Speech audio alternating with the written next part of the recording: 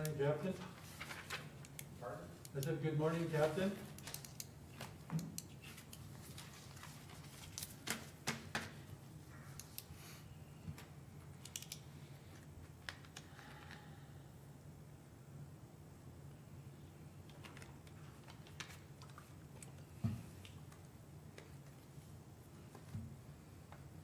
How long have you been retired, Gene?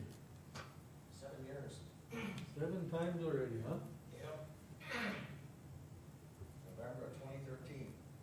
So whatever the math comes out to, 6 years, 7 years, 8, I don't know. November of 2013. I left January of 16. Time goes by fast. It does. Tell people if you even think you might be able to afford it, you can. And do it. It's unbelievable how fast time goes. It goes faster than when I worked, I think. Yes.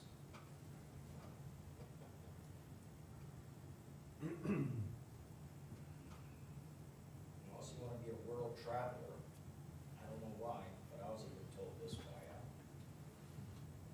couple of older employees that had retired. They said, you don't need as much money when you're retired.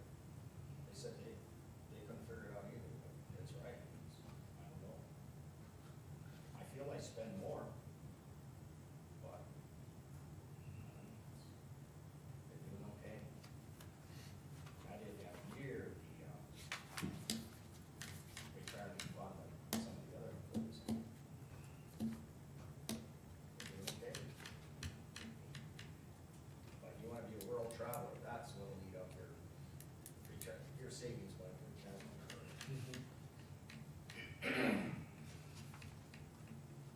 We have everything we need right here in this town. Pretty much. I like to go through a few things, so. I do too. This year changed a lot of that. Yeah. Hopefully this stupidity will go away. Hey, what's the country gonna do when influenza A hits? Shanna, were these for me or they were just here for general? You can have them. No, I don't know. They were from canvassing board. Okay, I'll just leave them here in case there's some canvassing happens some other time. A re-canvassing, is that what you're saying? There's no more canvassing going on in my county. It's a secret. We're complete. You didn't find extra boxes of ballots anywhere, so we're good to go. That's a good thing. Didn't have a bonfire?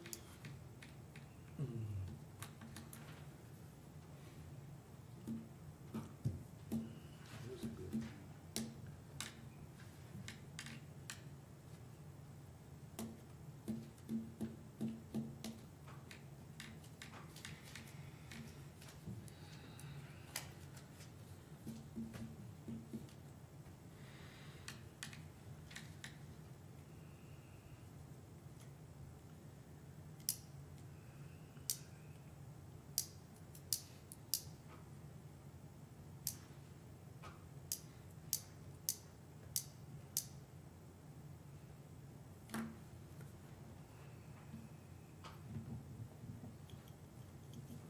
Hi, retiree.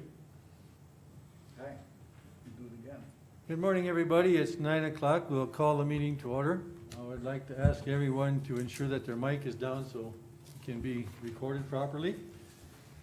The first thing is to approve the agenda. And does anyone have any? Roll call. Oh, I'm sorry. Shanna, will you please do roll call? Dwight, Here. Wayne, Here. Dwayne, Here. Marvin, Here. Merlin. Here. Shannon, would you please add roll call to the order of events so that I don't keep forgetting that?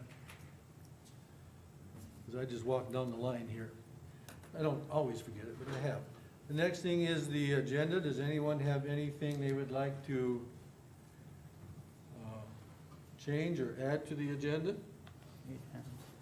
Is there anything on the agenda that includes discussion about this fund activity statement that ended December 31st, 2019. If not, I want it added. Annual financial statement. Can we add that to 11 o'clock? Do you think that would be practical? You can't add it to a time. It's under other business. Okay, we can move it in if there's an opportunity, right, Paul?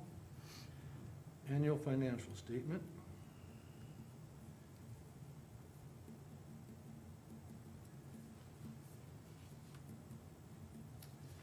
There's a couple things I would like you guys to consider adding. They're very brief. One is, we had a meal levy change from the budget. I'd like to briefly mention that.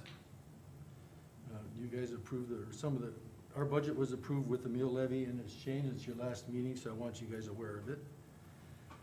COVID-19 governor order, I just want to make an honorable mention about that.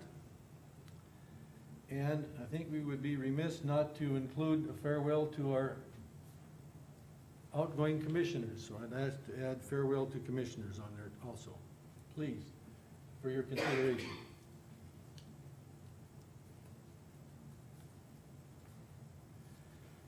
We have a motion to accept the minutes as amended, or the agenda. So moved. Do we have a second? I'll second. We have a motion and a second to accept the agenda as amended. Any further discussion? Any further discussion? Merlin? Aye. Dwayne? Aye. Dwight? Aye. Wayne? Vote aye. And I vote aye, motion passed. Next thing is approval of minutes for November 5th.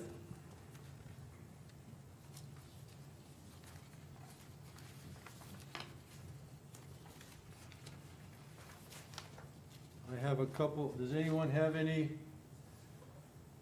corrections? If not, I have a couple. Well, I do believe my statement at the end there about the conditions concerning Asgard, I also did say that they were receptive to. And I really don't think that not listing the conditions, if you don't list them, that statement is meaningless. You never stated what your 4 conditions were, that's all you said. Everybody knows what they are. No, They were talked about at the meeting before. Everybody had a copy of them. no, they didn't, Yes. Dwight. And when Marvin asked Sebastian what they were, they bantered back and forth. The 4 conditions didn't even come out. I never received a list of conditions from you to include into Pass the that minutes. down to everybody. Okay, I'm handing out some corrections that I would like to see. Once everybody gets a copy, I'll bring those up. And stapled to the back of that, we'll start with the very first one. Schwert, on the, third of the way down, it says, Schwer discussed a healthcare fund transfer. I requested it be recorded per 11/23/07. That is not listed. That is a correction. Our minutes need to be accurate. And then the next statement, the transfer was previously approved per August 5th, 2020 commission meeting. I gave you guys a copy of that. It's on the very back page. I'd like you to please look at that. It says, that's August 5th. It says Schwer suggested transferring into the general fund. Does not say that it was approved. The final approval for that to go into the general fund occurred in October when the budget was approved.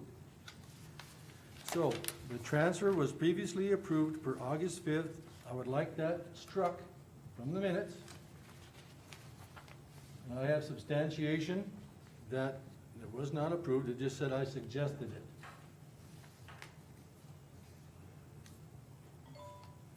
The next thing on the minutes I have a block. Gene, you want a copy of this? Okay. What about I'll look everybody? at Merlin's. I'll look at Merlin's.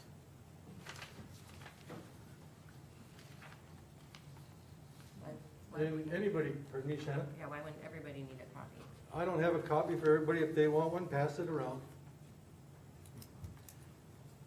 The next part is, there's a block there in red lines that I want completely amended. I said I want to strike this as it's inaccurate and it's incorrect. The order of events did not occur as it was stated. On the second page that I stapled to this, I put in what should be there. This message that's in the minutes today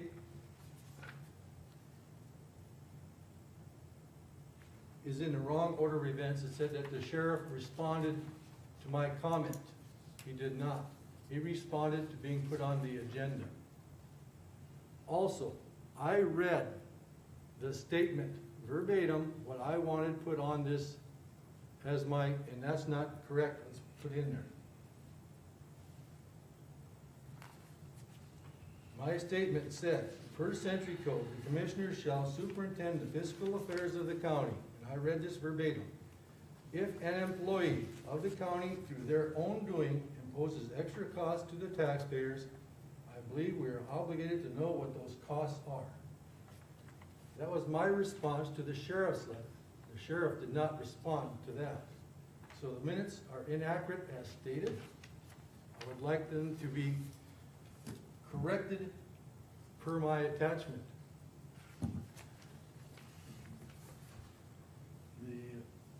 The statement that's in there that what I said the sheriff is incorrect too.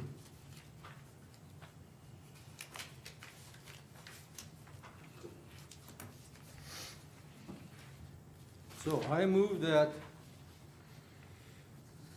the minutes be corrected per Commissioner Schwer's suggestions.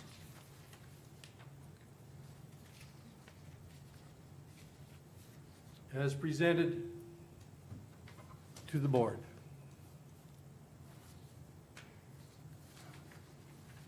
I'll second that. Is there any discussion? I just want to emphasize, minutes need to be accurate and correct. The statement I made was not put in there correctly. The order of events of those statements was not put in there correctly. And we need to be accurate. And that's all I'm asking. Is that we have accurate and correct minutes. Is there any further discussion? Any further discussion? I vote aye. Dwight, how do you vote? Aye. Merlin? Aye. Dwayne? I'll vote aye. Dwayne? Aye. Motion passed. Thank you, gentlemen. Appreciate the help. In fairness, if I was taking minutes, I think I would make errors on occasion. When I review the tapes and stuff, it's an arduous task. It takes a lot of time. If you're interrupted, errors can occur. And I have to make that statement. So we're just correcting them. All right, the next thing, review and approve the bills. Are we gonna approve the minutes? Oh. You have a I motion? move for approval of the minutes as amended. Didn't we have a motion in a second to that effect? No, No, I asked. Just the amendments. Just the amendment. The amendments? Okay. Okay, we have a motion to approve the minutes as amended. Merlin. Do we have a second? Second. Any further discussion? Any further discussion? Merlin, how do you vote? Aye. Dwight? Aye. Wayne? Aye. Dwayne? Aye. And I vote aye, motion passed.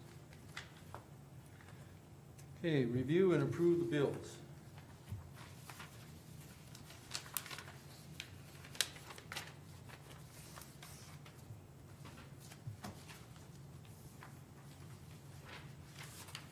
I move that we approve the treasurer bills. I'll second that.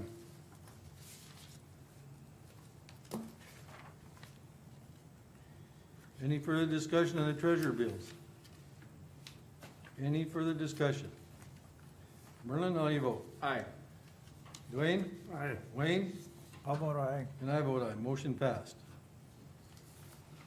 Any questions on the regular bills? I have a question on number 12 and also 22, or, no, 23. Okay, let's take one at a time. No, they're both about the same, concern here is they're listed for highway slash landfill. Now, what is it? Both.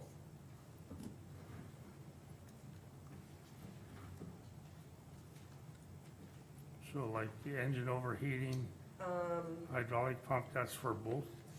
Engine overheating was for the highway department.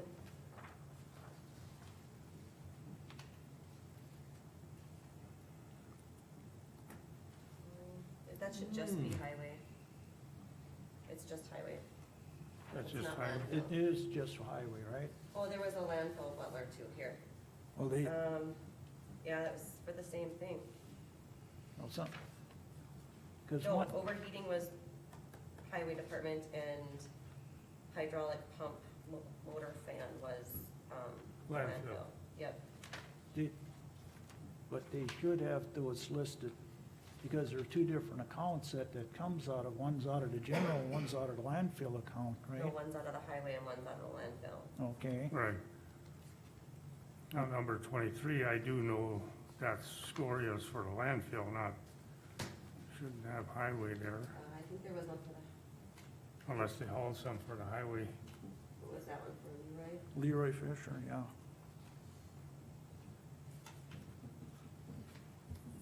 What's that other one you pointed out? Number 54. Yeah.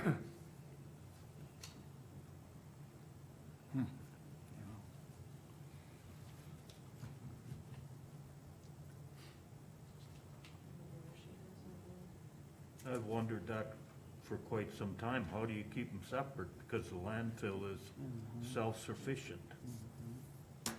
Well, it is, because they have a line item where that comes out of. Well, I'm sure they do.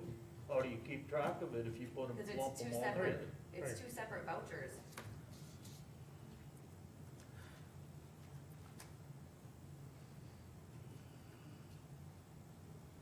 There's another one, 54, Yeah, Yeah. utilities, highway and a landfill.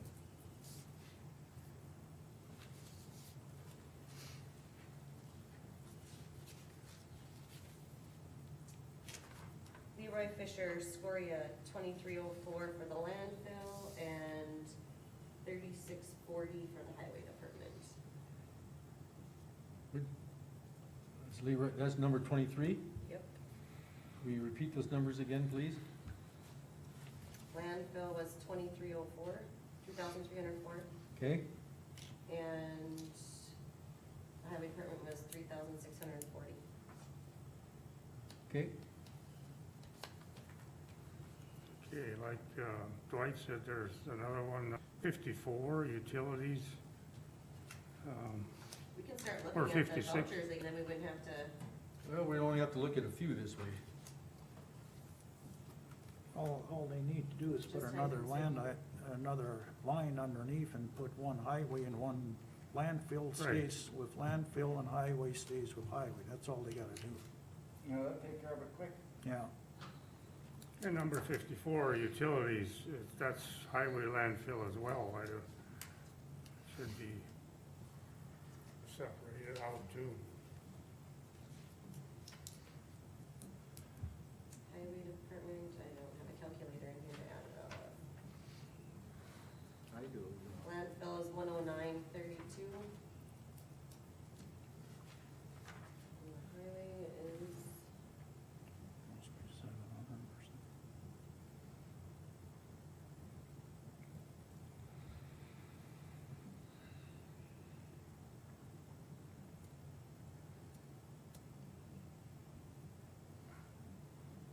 $777.07. Correct.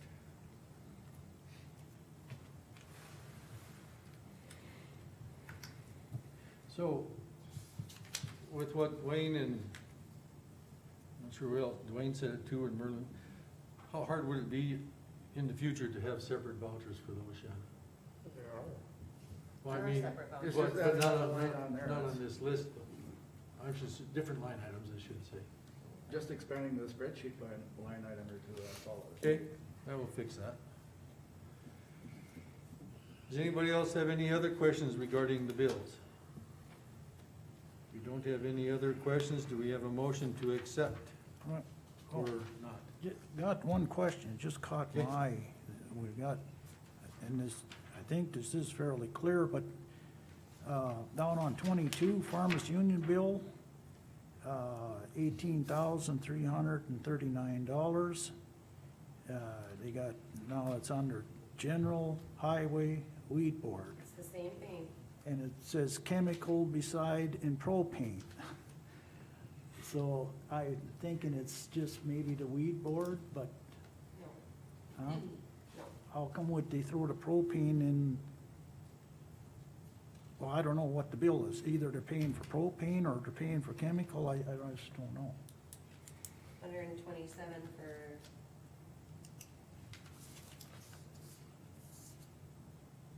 the road, 762 for the general fund, and 17,450 for chemicals.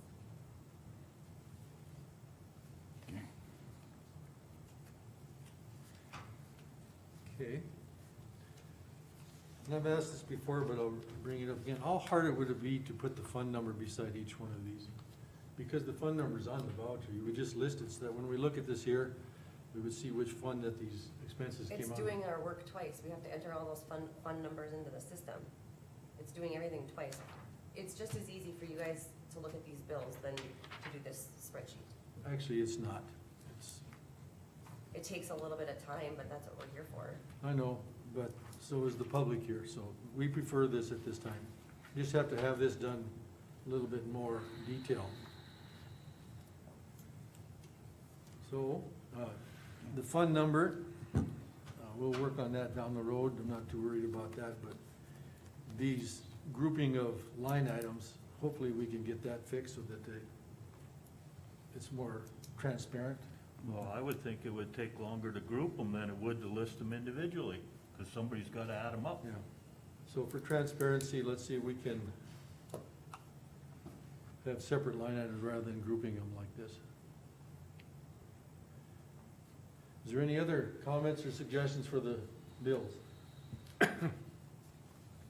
Yeah, there's one here, 27. $145 for election mileage. Yep, he worked the whole, early voting week, and he also did vote by mail for me. Lives in Beulah.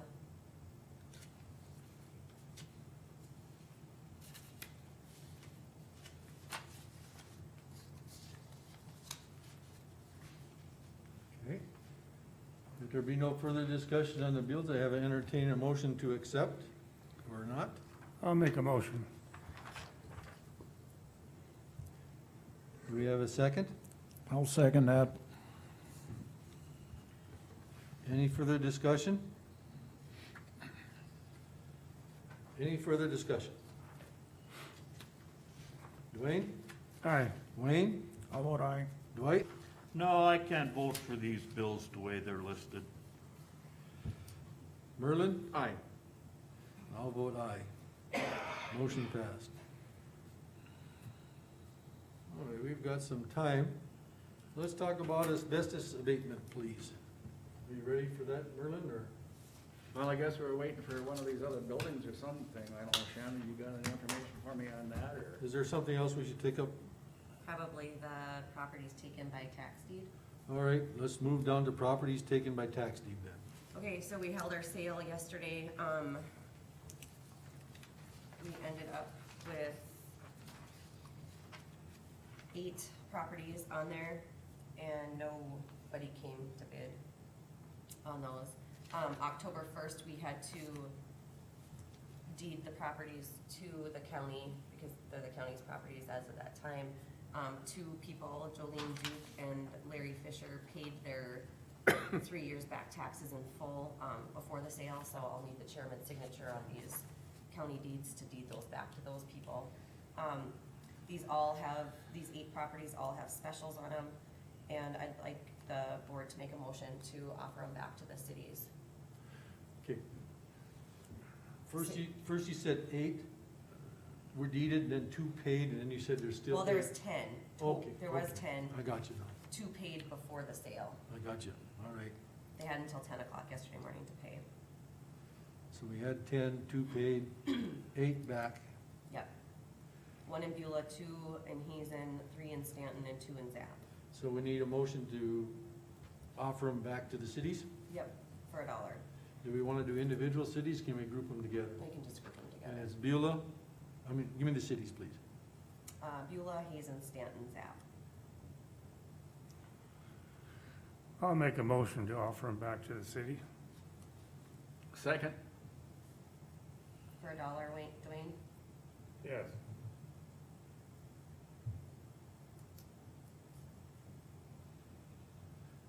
Okay, we have a motion and a second. Is there any further discussion on returning the 8 properties back to the cities? No further discussion? Dwayne, how do you vote? Aye. Merlin? Aye. Dwight? Aye. Wayne?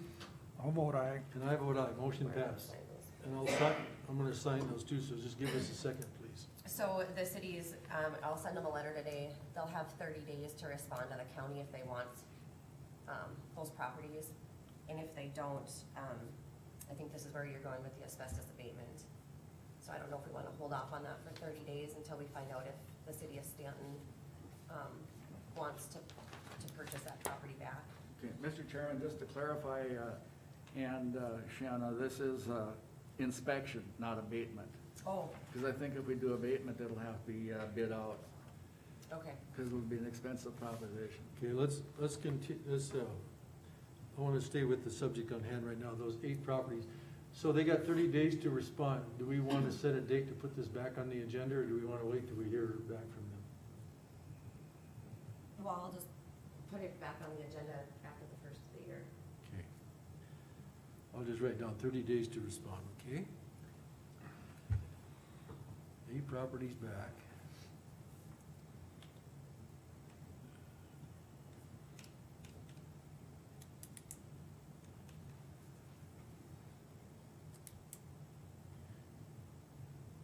Do you have it there, how many are in Beulah, and how, just for my, 1 in Beulah, 2 in Hazen, 3 in Stanton, 2 in Zap. thank you. Just curious. Okay.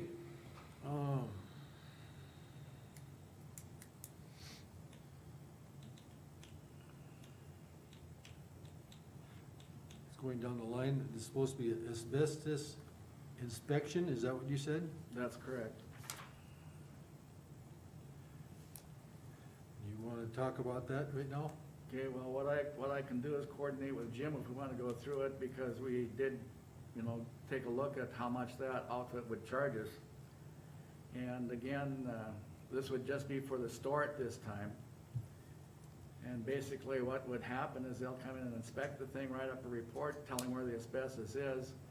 And off of that report, you can get your abatement business going if you want to. But again, we have those sewer lines running under the store that cost us a lot of money every month. And if you're not going to sell a building or whatever, and you wanna tear it down, you'll have to have it inspected anyway, and the abatement done, so I guess the decision would be at that time, after you get the inspection report, what you wanna do.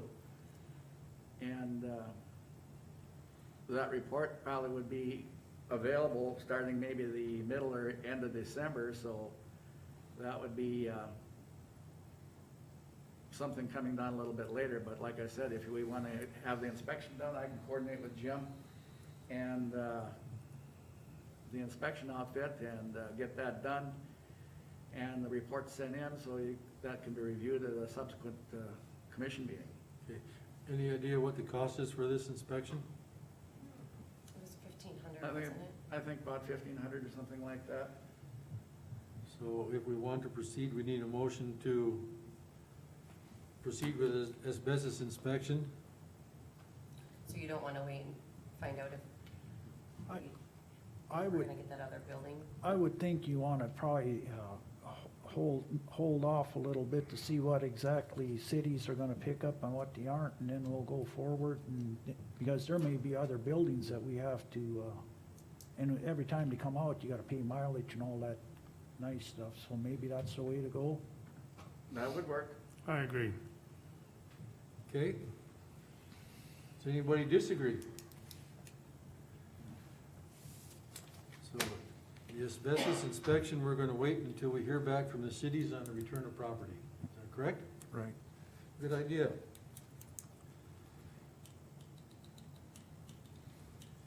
Any further discussion on that? Okay.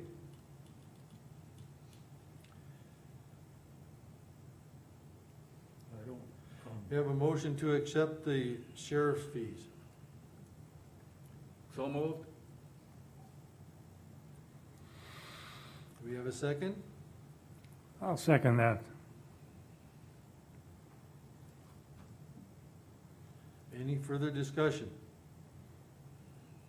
Any further discussion? Merlin, how you vote? Aye. Dwayne? Aye. Dwight? Aye. Wayne? All right, How would I motion pass? Have a motion to accept or not the October recorder fees. I'll make a motion to accept the recorder fees. Do we have a second? second. Any further discussion? Any further discussion? Dwayne, how do you vote? Aye. Dwight? Aye. Wayne? how about I? Merlin? Aye. I vote aye, motion passed. Okay, we can review the landfill tonnage report. I would like to make a suggestion. When I take these tonnage reports, I put them into a little folder so I can go back and look at them if I ever need to. Can I get the dates on them? It's on them. The last one I looked at home, I didn't have it on there. Yep, it's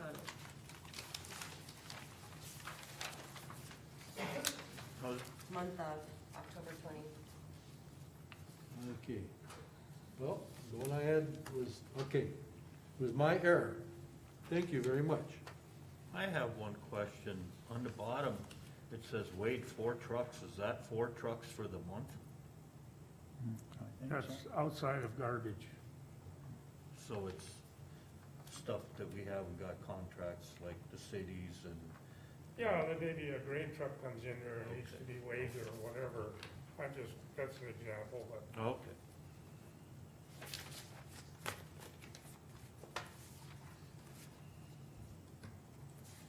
Is there any further discussion on the landfill tonnage report?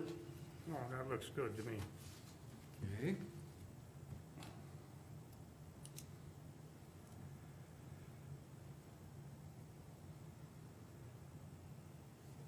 Goodness, we're moving right along. The next one, is the audit request for 2019 and 2020. I would like to send out an RFP for those, and I'll put that into a motion if I need to, but if someone else wants to. I would like to get this out as soon as we can, so we get someone to bid on it and get it on their calendar.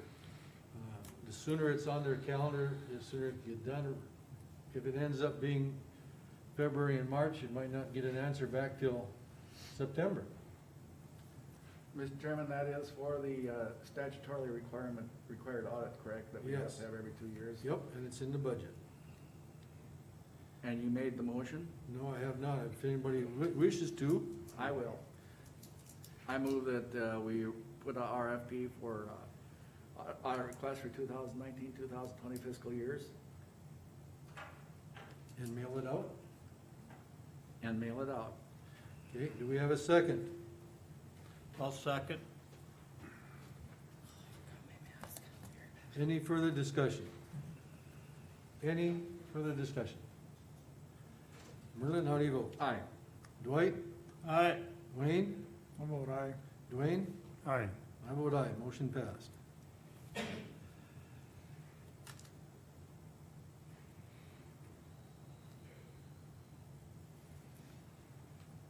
Jim's not here yet, so. No, he won't be either. He's on vacation. So the risk management training and UPS service contract, do we need Jim here for those? Who put those under? Jim did. Okay, She just tabled it to the next. Well, the UPS service contract, that was, we were just gonna get clarification on the response time, right? yep, and Jessica was looking at I that. think so. Well, we need a motion to table the risk management training. No, I think what he's gonna do is just remind everybody that's on the commission that they need to take that training annually. I think that's what he's gonna do, is just remind people of that. Okay, annual training is coming up. Well, it's already happened. Have you done yours, Wayne? I'll be in December. Okay. Yep. Marvin, have you done yours? Not no. Your annual training? You haven't done it? Okay, you need to get a hold of Jim. He'll be back next week. And the new folks, you'll have to do And I that too. think Jim's contacted all. Are you guys set to go Oh, on it? I got it.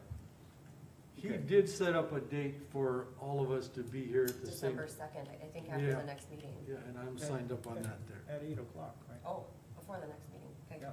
Well, good. See, that wasn't too bad to See, take. that was clear as mud. Just gotta remind us older people of what's going on, huh? Okay, any further discussion on risk management training? It's coming up December 2nd to 8 AM for those that still need to take it. Yep, that's, And we'll just wait for Jessica to be in. Is she gonna be in today, do you think? Or she just got some stuff? Was here. Okay. Year-end financial projections. We've got plenty of time to talk about that. Shanna gave us a sheet, right?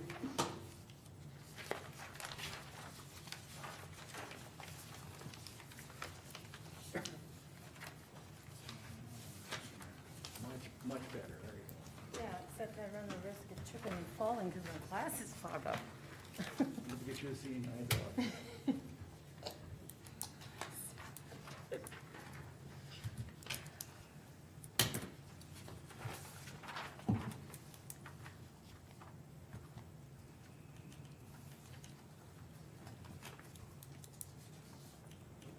This here's just a state revenue report I ran off the web, so.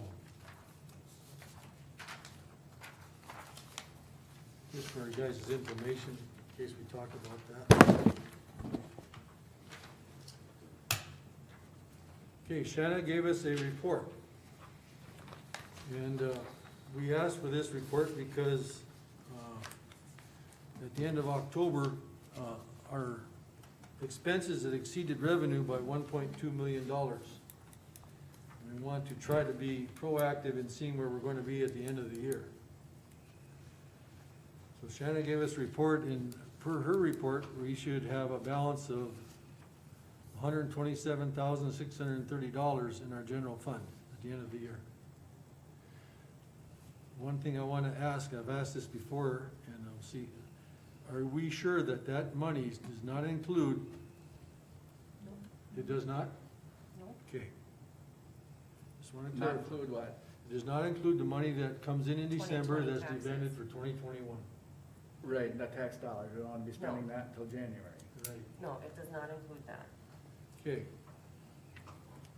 I have a question about the emergency fund, and what's that fund set up for? What was its intent? And please For help me. emergencies. For emergencies?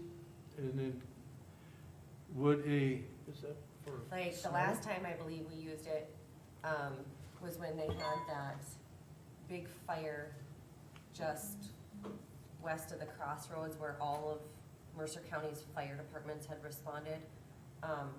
We had declared that an emergency at that time, the Board of Commissioners did, and then we reimbursed the fire departments for some fuel or something. I think I recall that, yeah. That was quite a few years ago. That's the last time I recall this being used, but, say we had a protest like Morton County did, you know, this board has to declare an emergency before those funds can be used. So we don't add to it, we used to levy for it, which is why there's a balance in there, but that fund isn't touched until emergency is declared. Would this fund be used for a budget shortfall at the end of the year if we No, couldn't find any place else? no. Okay, I was just curious. On the expenditure report that we can get, emergency fund isn't listed on there. Can I ask why? There's no expense, it's not listed. Yes, it is. It's 29. 13?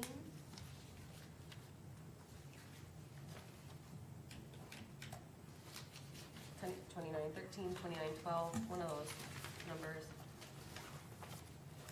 I would like you to double check that, because when I looked at my expense report, I didn't see it, but I will double check mine too.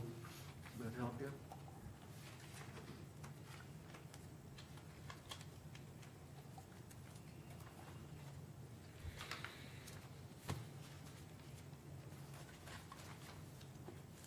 Oh, yeah, it's probably one of those that I tossed out. Because we don't Be use it. 2910, right? It says emergency, no. It's not in there. Pardon me? It's not on the budget sheet. We don't budget for it, so I don't include that to put down on paper, but So, well, if it's not on the expense report, expenditure it is. report, let's just sure that it is. So that was Yeah, my it is. question. Otherwise, we wouldn't have been able to, it wouldn't be a fund. There wouldn't be money in it if it wasn't in our, Okay. So does anybody on the board have any questions regarding this? I suppose we can bring it up, can look at it more during before our next meeting and bring up more questions there, because just looking at it cold, it's kind of hard to come up with something. Mr. Chairman, Yes, sir. New commissioners, do you have all of the information you need on the budget and different things so that you're ready to roll here December 1st? Shannon gave me mine this morning. Good. Okay, I have yours in my office, Travis. thank you. You showed me some stuff the other day, but Yep, if you got more stuff, I can grab it. yep, perfect. Okay.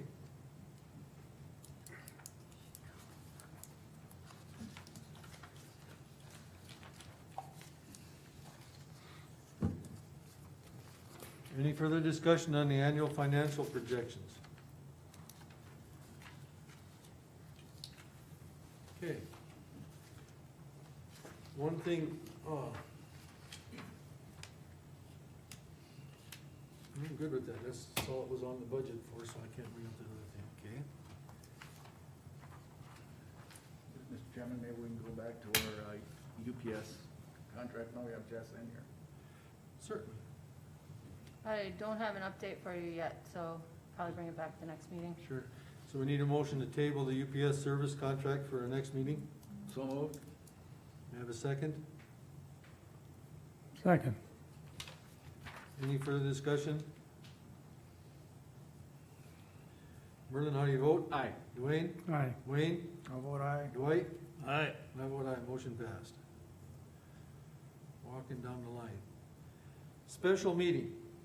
I put that on there, and I want to have a special meeting December 10th at 9 AM in this boardroom as orientation for the new commissioners. We have 3 new commissioners on board. It's actually a quorum. And I'd like to bring them as much up to speed as I possibly can on county affairs and business. So, I'm going to declare a special meeting, December 10th, 9 AM, Mercer County Boardroom. If there's a forum. Right? Okay?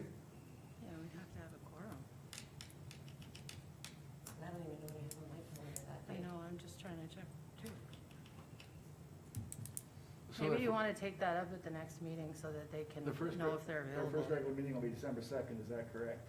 Yep. Yeah, maybe, I would agree with Jess, maybe we should put this on the next agenda so that you can discuss with them if they're available on that day and time. Absolutely.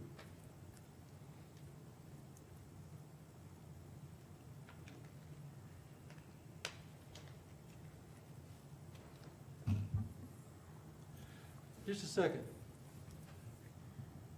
Gene, would you have any problem with that date? They're all here today. No. Ashley? You have any concern with that date? Ashley's not a commissioner. I'm sorry. Liza. Liza?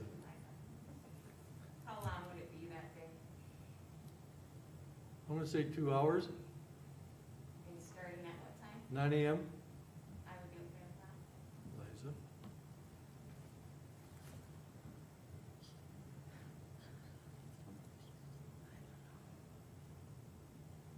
Mr. Fry? I don't have any conflicts. Okay, it stands as stated. Thank you very much, gentlemen, people, new commissioners. I don't know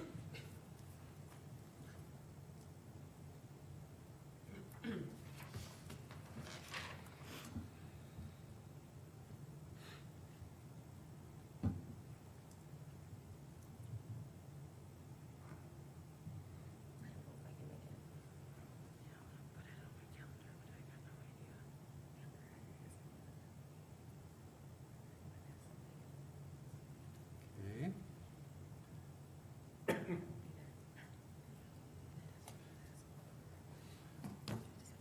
One thing I asked to be put on here was the 2021 meal levies, and I'll ask Shannon to explain that.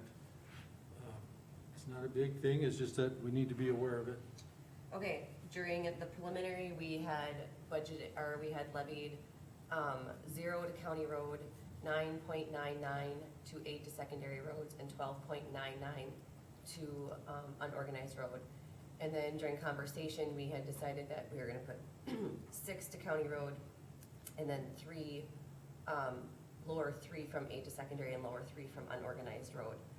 That, according to Century Code, I don't have it with me, the unorganized road has no effect on the county mill levies, as far as the budgeting goes. So you can't, but the county road would, the county road levy would affect the incorporated cities. So it has to stand as county road 0, 8 to secondary 9.99, and unorganized at 12.99. And then it'll just, the transfers will just be different. It'll be more money getting transferred into county road, you know, what those 6 mills would have computed to, that's what would have to get transferred in to cover their bills. And I don't have that, I don't have any of the figures with me, but it'll have to be, those transfers will have to be approved by the board, that extra transfer, so. And I can bring that transfer sheet to the next meeting, but I don't have it done. So, that'd be excellent, the new commissioners will see it then at the same time and all become appraised. So that would be, just for you guys' information, does anybody have any further discussion or questions? It would be covered in more detail after she hands out the transfer sheet at our next meeting. Be no further discussion on, did anybody have any further discussion on that? Okay, so, 2021 meal levies will be on the agenda for the next meeting? Yeah, Thank you. or the transfer sheet will be, not necessarily the mill levies. Let's put the transfer sheet and meal levies on there, please. Another thing that I asked to be put on there this year, just for honorable mention, basically, is the governor's executive order.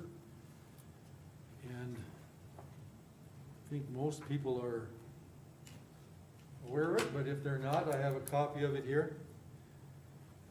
And for those in the courthouse, which is not myself, I'm gonna ask Jessica and Shanna, how does this affect how you guys are doing business? Nothing. No concerns there?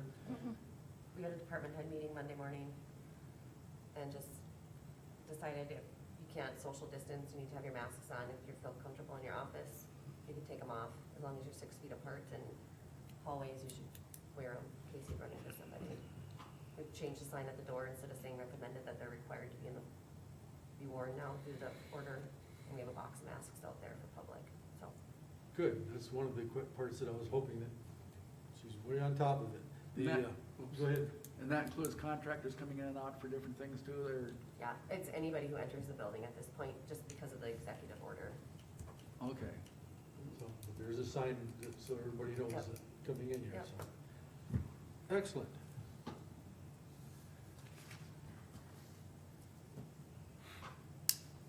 I hate to get these commissioners out of here early today, so I might have to talk slower, huh? Well, I think you'll find something to talk about. I don't think so. We'll just get a cut and pay, that's all. Okay, let's talk about the annual financial statement. Yeah, I put that on there. It looks like this one is about the same as the last one we got. The first column on the grand total is still off $36,648.07.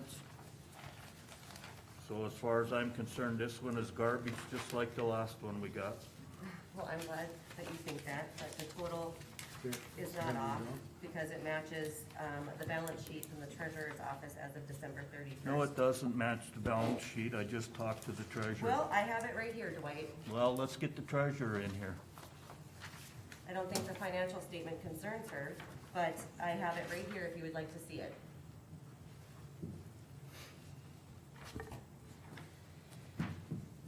It's not right. Well, then her balance sheet isn't right. Oh, of course, it's always somebody else, Okay. Janet. Okay, let's stop the back and forth until we're recognized by the chair, so that we don't have that argument. I think we should bring the treasurer in here and find Mr. out. Chairman, a point of order, he's out of order from what you just requested. Need to be recognized by the chair so we don't have the tit for tat. On that same subject, I'm gonna apologize to the court, to the commission. This last meeting, I did exactly that, and I should not have been. Got involved with arguing back and forth, and I lost the order of the meeting. Okay. Anybody wants to, should be recognized by the chair. Does anybody have a discussion? Any board members? Okay, I'm going to ask that the treasurer come to the meeting and explain the question. Can someone please ask the treasurer to come in?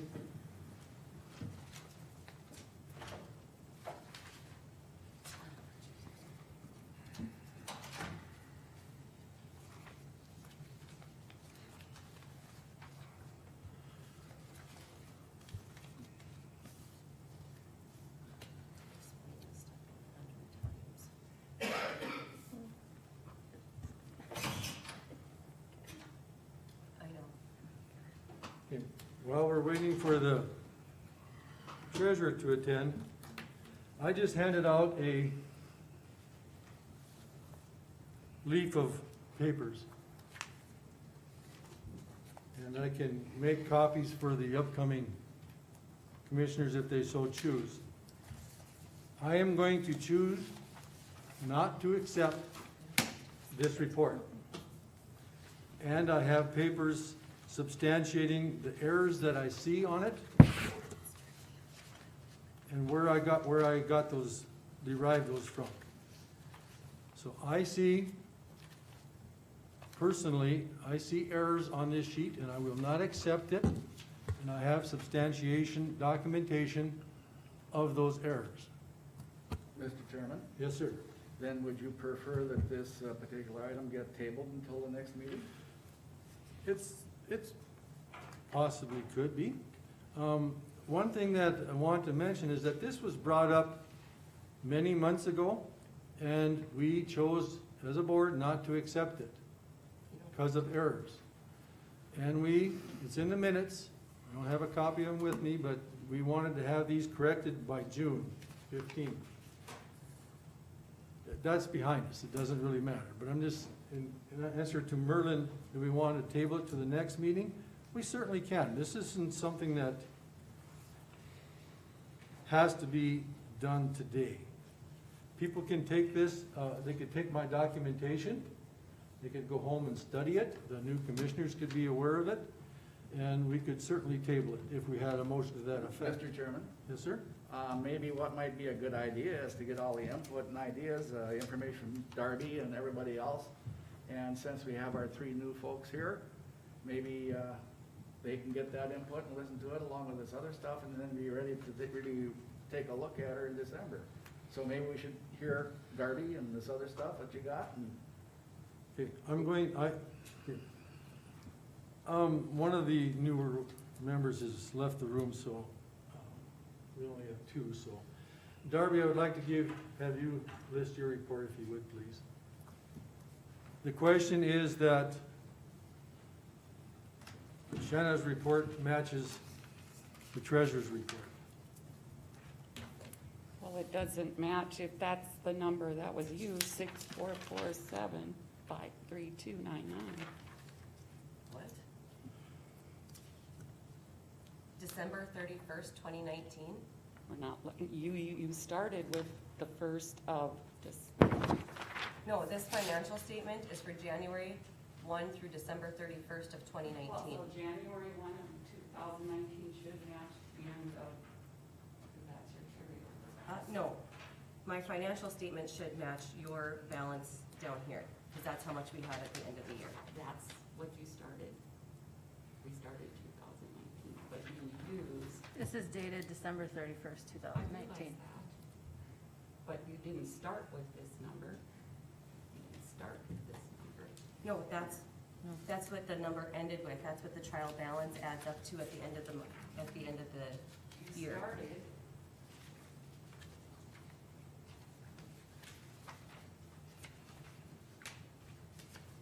You started with 1/119. For not, this balance, Darby, right here, is what, this equals this. Yeah, but what did you start with for the previous year? Whatever was on the trial balance. Yeah, it should match this number. And you have 6,410. You have that number. Well, that's what the trial balance had on it. That's what the balance sheet has on it. Those two numbers do not match. And I believe they should. I don't know. Well, you can go ahead and prepare it. Absolutely That's not. not my job. No, absolutely not. They need the It's balance. also not your job to tell me how to do mine. I'm not telling Nobody- you how to do yours. Oh, that's- They came in with, they asked for, I asked for this report to be has nothing to do with. verified. All we're doing is checking numbers. Darby, will you please, hang on right there, show me what you're referring to. You guys just had a private conversation, and I'd like the board to be aware of what this was. This number here. Is Okay. not this number here. And I'm not saying who, but it's my job. This balances. I need a It copy. does not match. I need a copy of this for all the commissioners, please.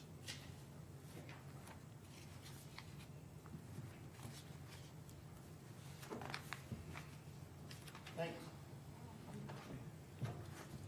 So, Got about 6 minutes. I would entertain our next meeting so that we can do some research on it and answer some of the questions. You want copies for the new commissioners too? Yes, please.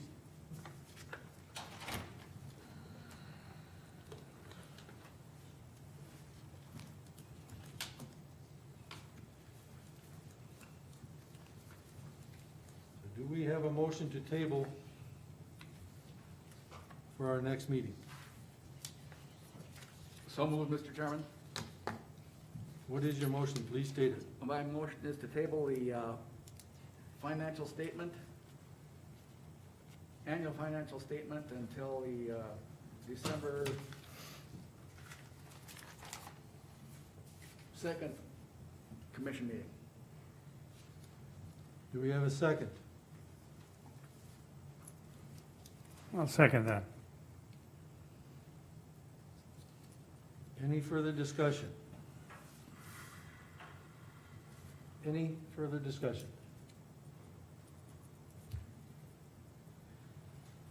Merlin, how do you vote? Aye. Dwayne, Aye. Wayne, How about I? Dwight, Aye. how would I? Motion passed.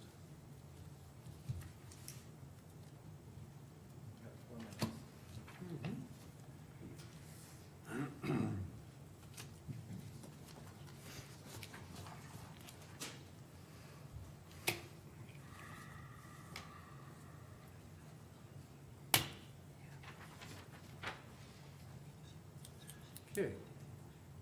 We have a few minutes yet. I'm gonna go down the list here and we'll do some portfolio. Dwayne? Short break, Mr. Chairman. Oh, let's take a break till 10 a.m. Now, we have to be back at 10.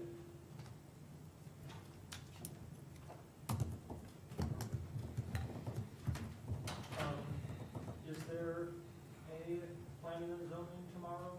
No, There's not. I've not seen any email come in on that. you so can come, you can go, come over if you want to. Just sit there for a couple hours. Yeah, just give me a call, I'll come, we can visit. No, no planning and zoning tomorrow. No fish and chips, huh? No, just special services tomorrow. Oh. Must be for her, he just sent me a message. Smoked sardines or what? Well, you got the number, you're gonna call in tomorrow for that? Oh, yeah, right, yeah, we do, huh? Gotta figure it out. They don't like your spreadsheet anymore. That's what I said. They want everything listed separate, all these phone numbers. Already? Dwayne? Had a fit about, Oh, go home, I'm done. Not yet. No, you got your Oh, you're just getting your, yeah. slash. So they don't know, and. I don't need to Dwight said farewell to he wants to Commissioner. know more trying to add them all up, and he would not just to take months. You got your portfolio now. Yeah. And I said, well, you have a long one, just look at it. Half an hour report is better than. That'll be short today. We don't have time for that. How'd you transfer that? 2 hour report. Must be pretty tough in that office. Yeah, You it must- is you some must have- days. You must have a heck of an auditor in there. No, Got sharp, that's sharp, not the hard part. sharp fingernails. Yes. Right? What do they look like? Oh, yeah, we'll shut those pants up real good.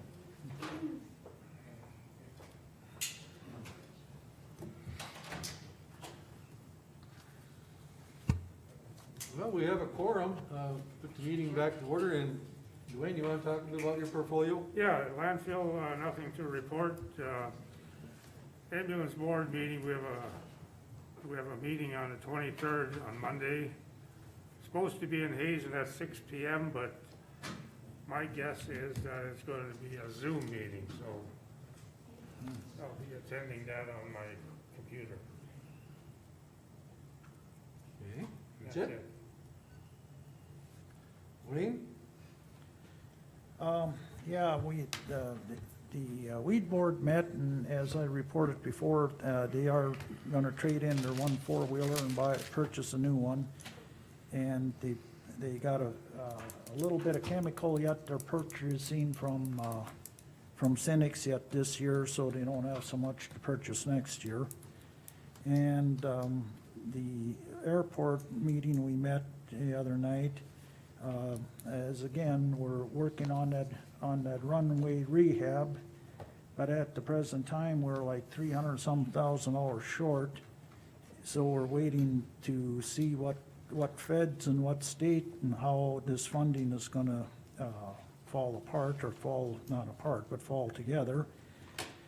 And, but we'll keep working forward on that, and we'll see if it'll happen or not this year. And then I guess tomorrow we have social service, but that's by Zoom or however you wanna call it. So we'll see what happens with that. That's about all I have. Thank you. Well, it's 10 o'clock, we're gonna move up to road issues. And, morning, Ken. Morning. And because of the masks, please get that microphone so we can hear you.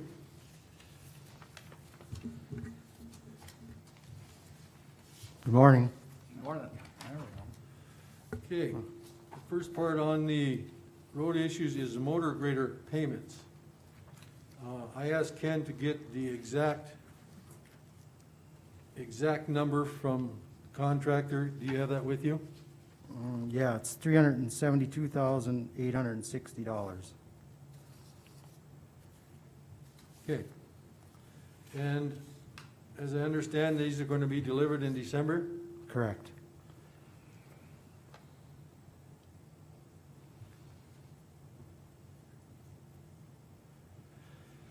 So, the question I have is, what's been, do we lease these machines for next year?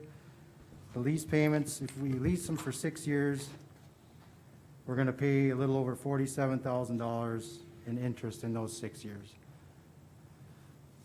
They're leased to own. If a guy chooses to lease them, you're still gonna own them, you'll still have the buyback at the end.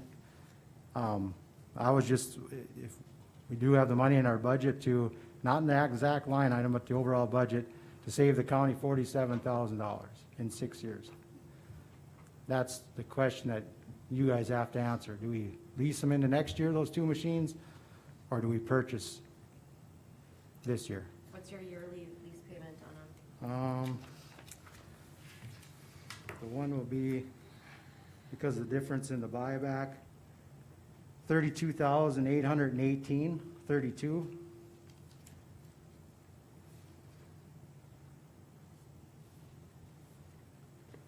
And the other one would be 37,364.41. But like if you're in like typical auto loan or whatever, all the interest is up front. I mean, right away it's 6,000, then next year's 5,100.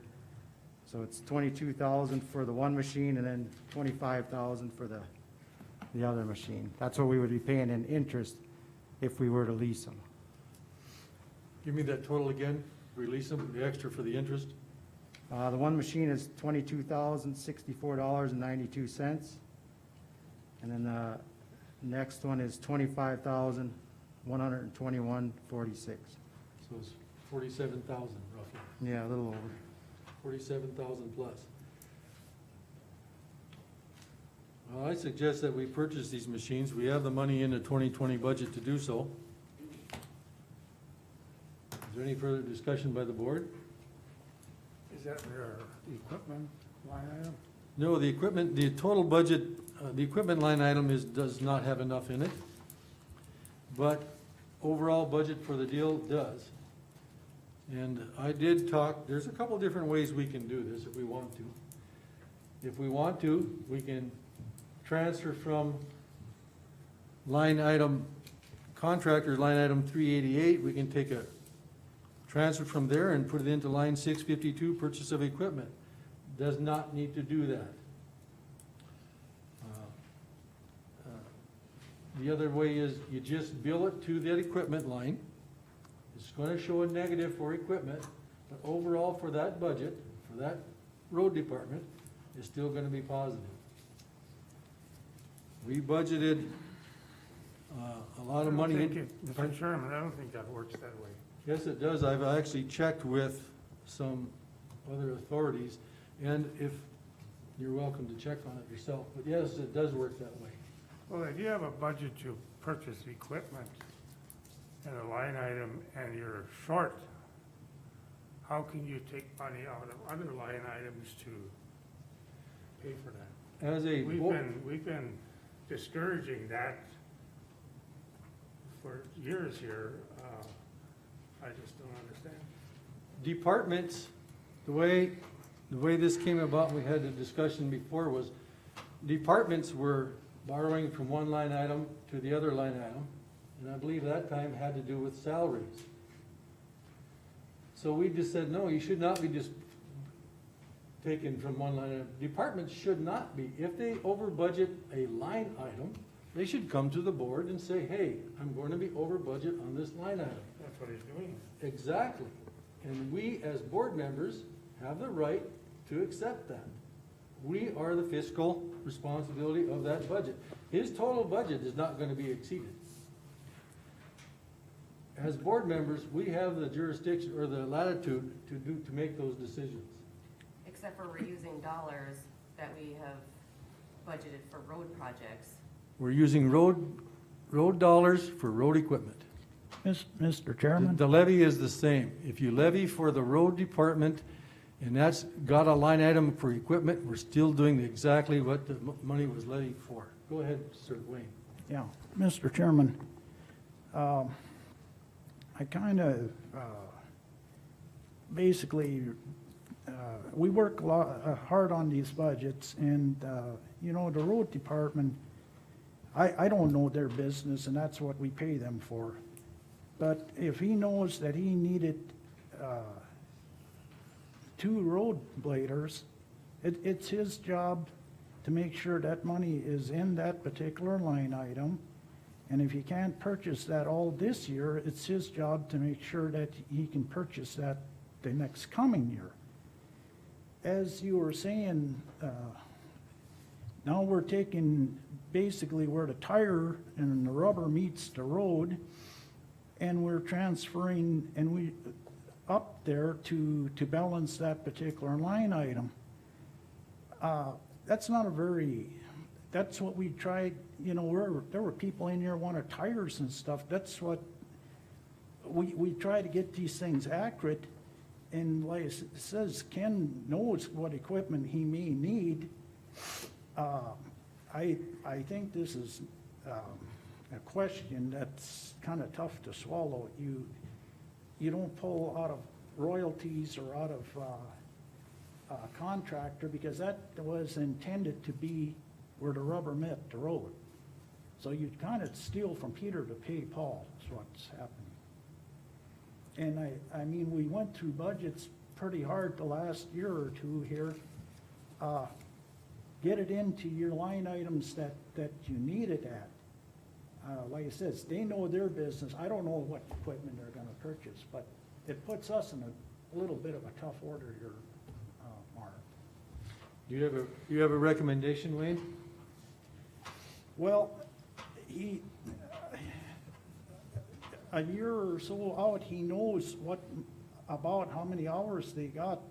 He was way under on his lease and purchase budget here. He only had $150,000 the way I see it. That hardly buys one machine. You know what I mean? Could I respond? Wait a second, wait till he's done. You done? I will. Go ahead, Ken. Okay, let's back up here to when we started planning for this budget. And the only reason I'm bringing this forward is I understand the whole $150,000, don't get me wrong. I'm trying to save the county $47,000 in interest over 6 years, okay? We got it budgeted for next year for the simple fact that $150,000, because we were at a budget shortfall last year, not counting that we had that much left over with payments to contractor. We have other line items, fuel items, $100,000 less than what we projected. And there's other line items too that are under what we projected, okay? So and I understand where Wayne's coming from, but I had those projected as being leased. But I'm just saying that we could save $47,000 in 6 years in interest by purchasing them now. Like I say, it doesn't matter. Either way, I got the money. If we lease them, we're still gonna own them at the end of the day. We'll still get our buyback. It's the you guys gotta make the call. Do we save $47,000 over 6 years, or do we just lease them next year? Because that's why why I had $150,000 in there, Wayne, assuming that we weren't gonna be able to buy a machine because we were such at a budget shortfall. That's the reason why I only budgeted $150,000. And now with this extra, like I say, with the fuel line items and payments to contractors and other, that's what my reasoning is, so. And Mr. Chairman, I understand, as far as, paying out $47,000 in interest is, again, probably not a very good way to handle money, as far as I think, but. Good points. Dwight, do you have anything you want to offer? Mr. Chairman? I'm sorry. Yeah, I think we should probably throw common sense out the window and make Ken stick to his $150,000 line item. That's the way it sounds to me. Okay. Although it'll I'll cost recognize the you in a county minute, Gene. another $47,000, but that's the feeling I get. Erlen? Yes. Ken, is it possible that we lease them and then, can you negotiate and say, okay, well, we don't want the lease anymore, but we'll pay the whole business in full with the 1 year's interest, are they into renegotiating that stuff, or once it's done, Well, is we it a would- done deal, they don't wanna do that? Then we would only be into the next budget season, which we only have that 150,000, so we wouldn't have enough to pay that off. You know, possibly into the next year, I mean, if a guy would, you know, into 2022, that might work, but not for 2021. The other, Mr. Chairman, the other thing is, okay, if we're gonna take out another line item, we need to know which line item we're taking out of also. I mean, It would come out of the contract item, line item 388, I believe. 388, Yes, payments to contractors. We have a balance in there. We haven't even transferred all the money that we were budgeted to transfer in there. We still have a balance in there of 1.2 million.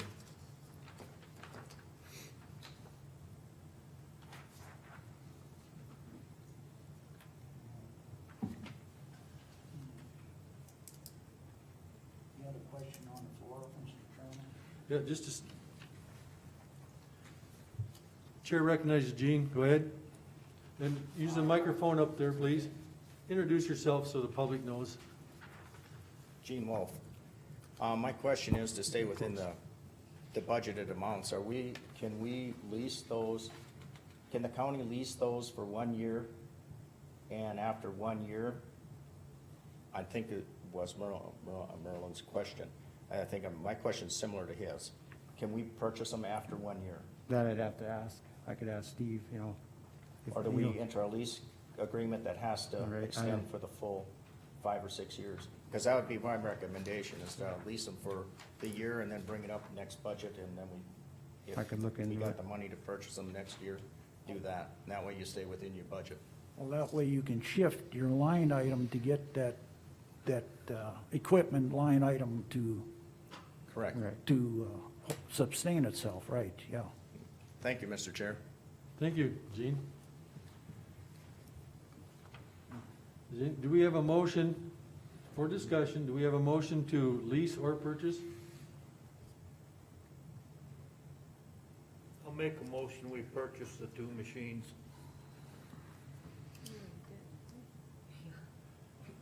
We already had that motion. I think it was the payment of it. Didn't we already have a Yeah, motion? they're already purchased, it's just Yeah. not how we wanna pay for them. Do we Yeah. wanna lease them, or do we wanna Yeah. purchase, or Need to another buy purchase now? motion?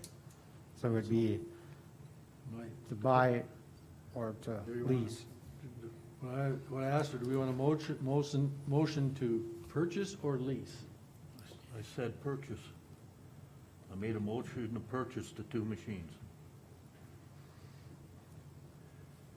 Is there a second? What are we doing wrong? No, I just don't think it really clarifies from, the last one was you're gonna get them.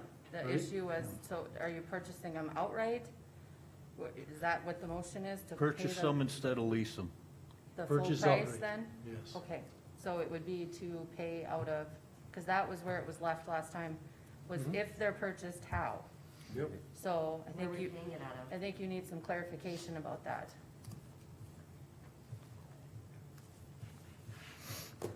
Dwight?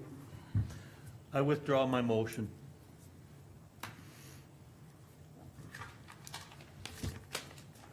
Okay. Mr. Chair? Go ahead, Dwayne. I think if we we'll try to work with the contractor Yeah. that's selling us this equipment, do as what was suggested, see if we can go and pay a rental or lease for X amount of time, and then try to get Pay them in 2022. a purchase agreement Well, to, then we should just wait until, Do you wanna just, because we Do would, you wanna just- next meeting is December, what, 2nd? Second. We You would wanna still just- have time, I mean, Yeah. right? And I would think Steve's, because that that sounds way we fine. have an answer. I can check, Yep, to see what, so you're Right. gonna put it on the next agenda? Yeah. Mr. Chairman, I would move to table this issue until the next meeting to make sure that we have our ducks in a row on this thing. Do we have a second? yes, sir, I'll second it, Mr. Chairman. Any further discussion? Any further discussion? Merlin, how do you vote? Aye. Wayne? Aye. Dwayne? Aye. Dwight? Aye. I vote aye, motion passed.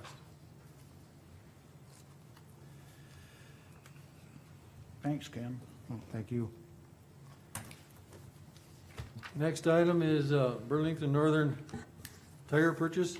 The Burlington Northern tire purchase was, I can't remember when exactly the date, it was when that bridge, the Burlington Northern Bridge out west of Beulah started on fire.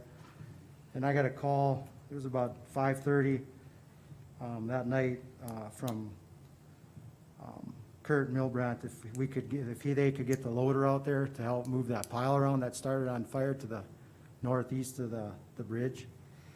So I'd sent an operator out there, and they moved around that pile so it could actually burn, and they were taking out the deal. But anyway, it ended up ruining 2 of the tires on the cat loader, and we had to replace the air filters inside and then the time. Burlington Northern ended up paying us, I think it was a little over $6,000. They still owe us $242 because it's on the delinquent yet. It's just Rachel's working with the guy from Burlington Northern on that to pay the balance. But anyway, to make a long story short, it had to come out of our tire fund, the $423, of which I bid for $25,000 per year, but we still need tires inside the shop. So we're just wondering if we could do, like in the past, we've done Yeah. like a reversal check, or, Yeah. I don't know how that all works, but so, Mr. Chairman, what I had suggested to Rachel was to take that check that they had gotten and do an exchange check at the treasurer's office so that they know, you know what the tire cost is, right? right, $4,423. So that check would go directly to who are you buying your tires from? Northwest. You'd go directly to Northwest Tire, and then the remainder of that payment from BNSF would get deposited into their revenue. That way it's not reflected as, it doesn't come out of their tire expenditure line item to put that over. And we've done that a lot in the past. Yeah, a few times. Mr. Chairman, Go ahead, Dwight. Got a question? Just a second, please, Darby. I know what you said we've done in the past, and apparently it's worked in the past. To me, it's not correct. The county's receiving revenue, and we have no record of it, and we have an expenses where the revenue goes out. I would like to have a paper trail. Now, if this is what the board recommends that we do, I'll go along with the majority. I object to it myself. I don't see why we don't accept the check as revenue, and we can put it into the miscellaneous fund. He can still write pay for the tires, and we would have a paper trail of the revenue coming in and expenses going out.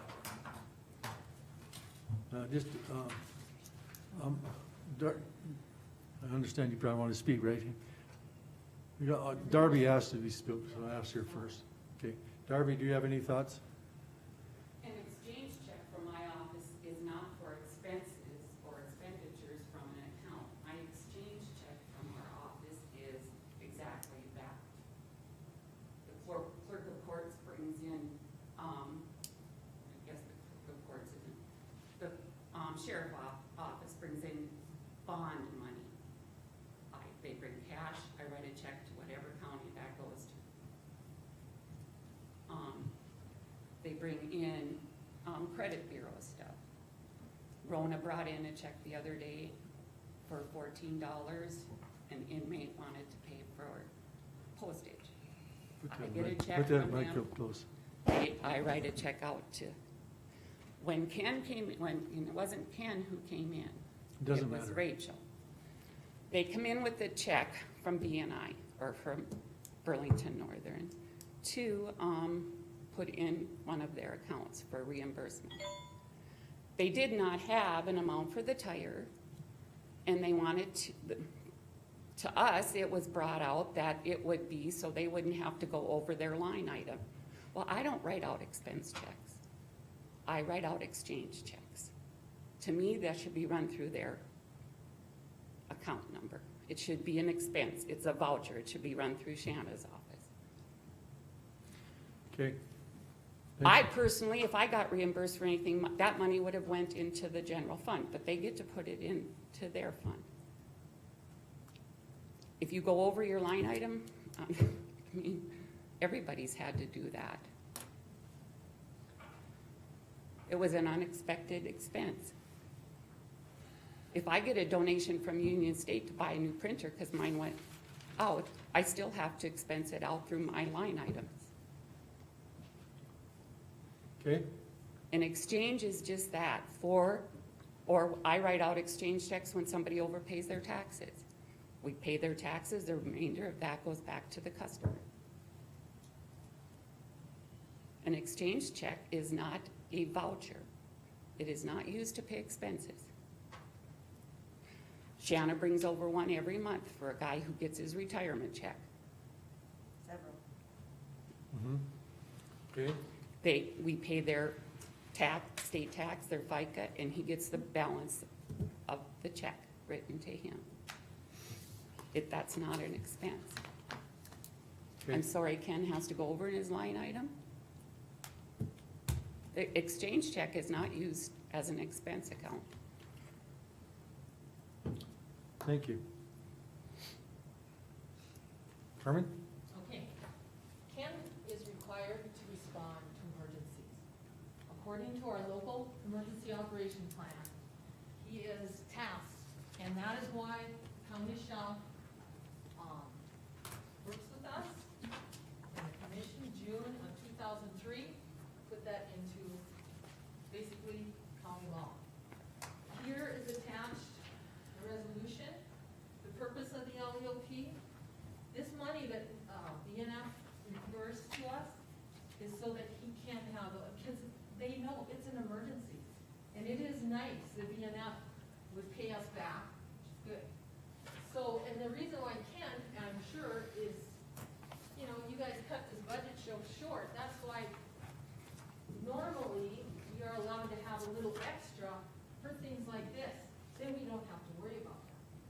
But normally, we would understand. I don't know about your exchange check or anything like that. All I know is Ken is obligated to respond when that incident command asks him to, because we are to protect life, property, and the environment. And that is a resolution by the Mercer County Commission. So I just wanted you to be clear that Ken is doing his job. He's doing it well, and I don't think he should be put down for going over his line item. You guys need to understand, or at least allow us, department heads, to know what our expenses are, and have a little bit extra, so that these things don't have to happen, and it's something that a department head doesn't have to worry about. I don't think anybody's questioning Ken's, Well, we all as department heads. but I are think concerned things need to be done because of- correctly. What's that? Nobody's questioning Ken's responding to it, but there's no reason it can't be done the way it should be. It's supposed to be expense, it's a revenue. And I don't, yeah, and I'm just here to make sure you guys understand why he responded, why he had that expense. I don't know about the exchange check, I don't know Well, I about don't that. think anybody's questioning that. BNF paid us back, and if they hadn't, the emergency fund would have been able, because we had a declaration, and that money could be taken out of there and paid for those tires. Absolutely, okay. So just so you're aware that is why I'm here. to give Appreciate that. information. So, exchange checks, I don't know, but I know that he did his job. You Okay. came along. Thank you. So my question is if I can still, because I still got pickup tires to purchase yet, a couple tractor tires that we like to keep on hand for if I would go, I don't know how this technically all works or what, if we go over, because I think we got a little over $5,000 left in our tire budget before this happened. So that's my question to the commissioners, we already got compensated for these two loader tires at $4,400 and $23.78. That's all I'm asking. The way I see it, I believe we have a miscellaneous account, is that right, Shanna? In the general fund? Do we have a miscellaneous fund? Yeah, but why would we? Do we have that? That's what I'm asking you. Yeah. Okay, I'm not saying to do this. This check The way I see it, needs to be deposited into our general fund, into the appropriate, I think it already Fund. was, right, Darby? The whole check was put in the account number that Right. okay, defense office gave me. the county has record, No exchange checks written anymore. right. Ken, go buy your tires. It does not, it's no reflection on your budget that your tire line item is gonna go over. You're still within the budget of your whole account. And I have run some of these questions, not this specific one, past Linda Sahovic down in Association of Counties. She says if Shanna has any questions that would possibly be able to work with some of these, she can call her up. So I go to other places before to try to get educated. I like a paper trail. Ken, buy your tires. You're still within your budget. Now, the other board commissioners have, this is my opinion, I still have to go, I can't tell you this. The board has to agree to it. Buy your tires. You go over on your line item, you're still within your budget, we're good. There's no reflection on your duties or on your budgeting process. This was an emergency. That's what an emergency is. It's a total unknown situation. We just deal with it. So, does anybody on the board object to that? Dwight? No, I think that's fine. Wayne? No, that's, like you said, a paper trail is, no, there's no problem with this. Wayne? Well, you gotta put tires on the loader so you can use it again, so I have no objection to. Okay. Merlin? No objection? So we'll proceed to that matter. Is that okay with you? Yes. For future purposes though, should a guy go through Carmen's, for those purchases instead of going through, or what's your opinion, I think Shanna? I don't know. I mean, that way then it would, because it would go into that emergency fund. I could, because when we have a disaster, what I do is I get the bills from the fire department. But fire departments are different, they're separate than us.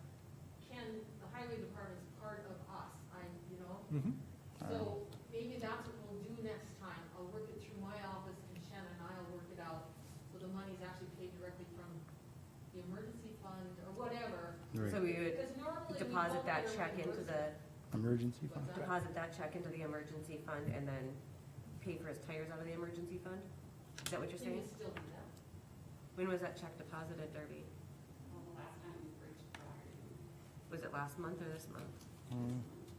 So we can change that account number. Okay. Just let me know what you need from me. Okay. And then. Great. All right. Mr. Chairman, my suggestion is to Ken, if this ever happens again, have whatever company is reimbursing you for the tires, just go buy them. Yeah, but I don't know how that works with those guys No, too. no. I mean, Well, it'd be nice to do it that way, but. Carmen, are you agreeable with what you guys were just? Absolutely. Okay, Shanna will pursue that if that's fine.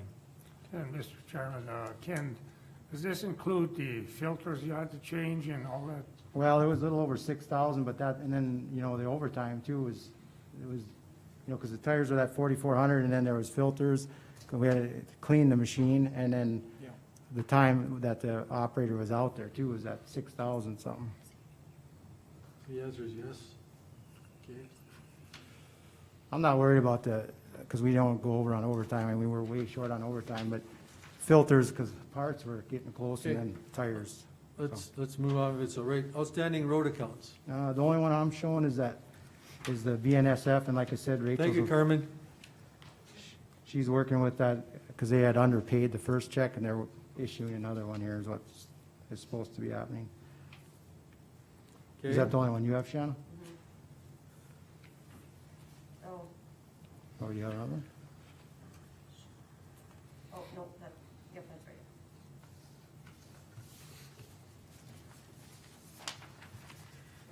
Okay.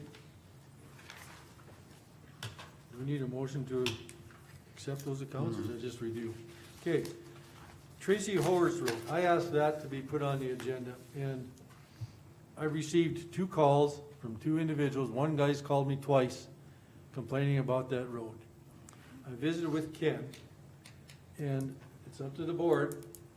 An idea that we discussed is that due to the dryness of the conditions, that's not the only road that's having dust, but it's having much more because of the extra duty on there right now for construction. We possibly don't know the total, what it's gonna be under normal situations, because what it's gonna be. So what we're hoping to do, if the board agrees, Kurt Albers is one that's called me twice, and Steve Ide's called me twice. Steve Ide, the first call was way before that. So anyhow, I'm just letting you guys know. What we would do is, the county will do whatever they can to try to minimize the situation, and we'll watch and see what it will be like, and possibly in May, we'll know what the total impact is gonna be on that road. We'll come up with a solution that might fit a more balanced conditions. But I need to have someone that's more experienced on roads than myself. So, Wayne, do you have any thoughts? Dwayne, anybody? Well, I do agree, the county can watch it and see what they can do to minimize the dust situation if that's, is there gravel on there? Yeah, that's what it is. It's just, it's powder dry everywhere, no matter where you go. I was on it, I went out there Monday and, you know, like, I mean, Marvin if and I you- said, it's just, you go on the west side, it's, but it's just the added traffic on the dry road. They're dry no matter where, nothing's holding together, it's dry. And there's no high speed on there really, is there? I had passed two vehicles and they weren't, but I'm not there all the time, so, I mean, I'm sure if they're going 55, 60, it's gonna dust, but, Anywhere you go, from Beulah to Zap, somebody driving the gravel road there, you can see the dust for miles. right. Miles. But I think, the weather conditions have been such lately that no moisture has been, came to us, so I think once there's a little moisture and That road can through the set up winter, again, this but, might take care of itself, hopefully. Does anybody else have some thoughts?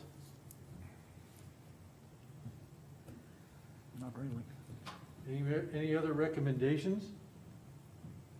I would recommend if we're discussing this road in the future, it should be designated as such, which I believe is County 18, yeah, not Tracy Holhert's road. yeah, county. That's a good clarification. County 18.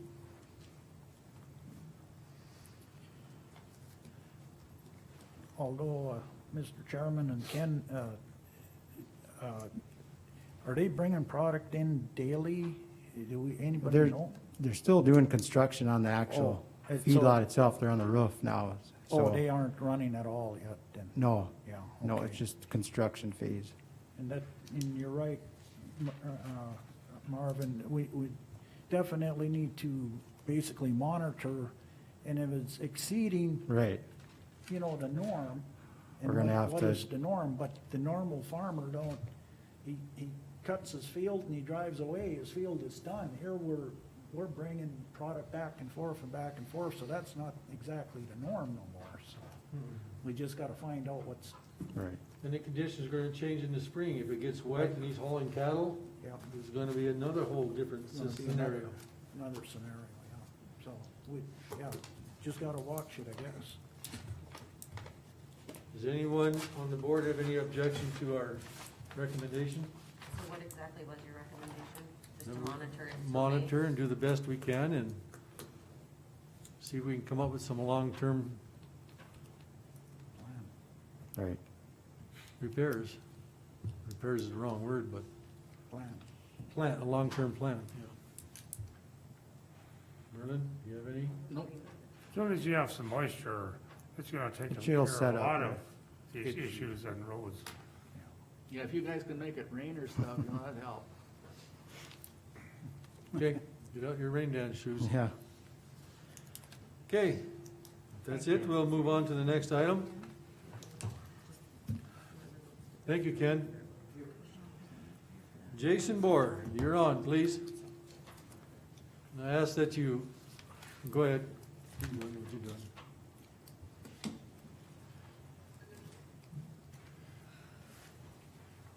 you introduce yourself and you hold that mic get as close you can so that the public can hear you. Great, my name is Jason Bohr. You're tall, you might want to set it up on the side, but there you go. There we go. Don't want a back problem here. Yeah.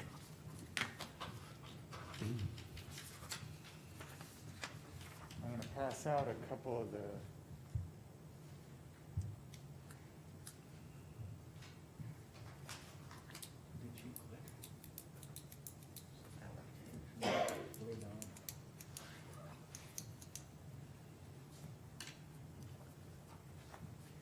Thank you. Thanks, Jason.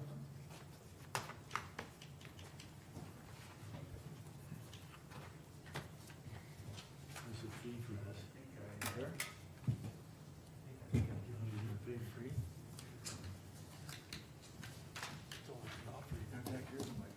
I can share it with, over here, or maybe in a- Sure.